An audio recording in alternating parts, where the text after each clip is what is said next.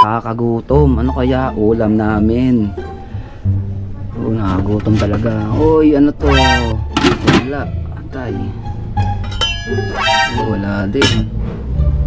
Ito. Uy, kanin. Bagong luto. Okay, ulam. Ay, nag-iisa na lang. Tuyo. Tuyo na ano to. Sarap to ah. So, isa na lang. Talagang nakakagutom. Pero talo na yan mga idol. May gagawin tayong paraan dyan para makatipid dito. So ito, bali hanggang bukas pa ulamin to. So ito ang paraan.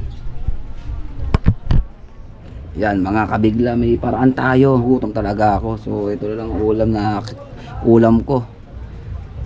So ang daming kanin. So ang paraan niya nito.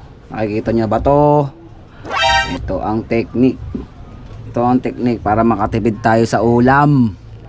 Sigurado alam niyo na yung gagawin ko, di ba? Ito ang tips para makatipid tayo. Paano masabi? Kabigla. Yaw. So alam niyo na yung gagawin ko.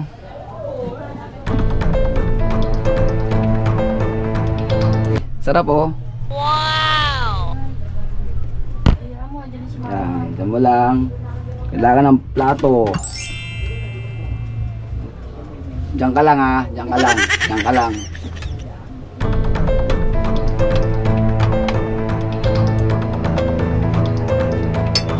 Yan o. Malapit ka ng bitayin. Samahan nyo na ako. Isang amoy. Isang subo. Para bukas pa to. Ang bango talaga. Ang bango, ang bango, ang bango.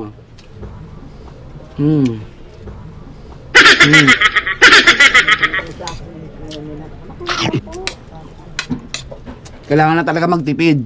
Kaya kayo, magtipid na kayo.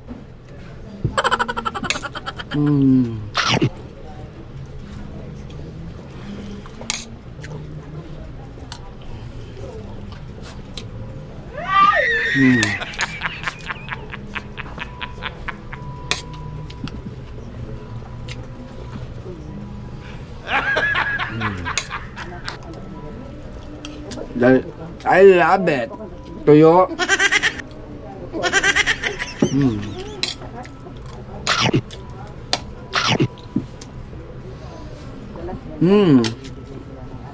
Isang amoy, isang subo. Isang amoy, maraming subo.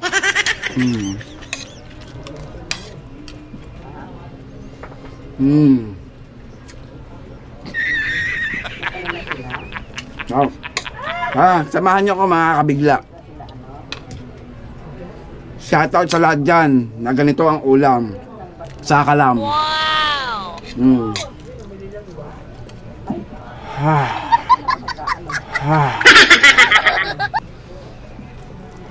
I love it. Watch and learn.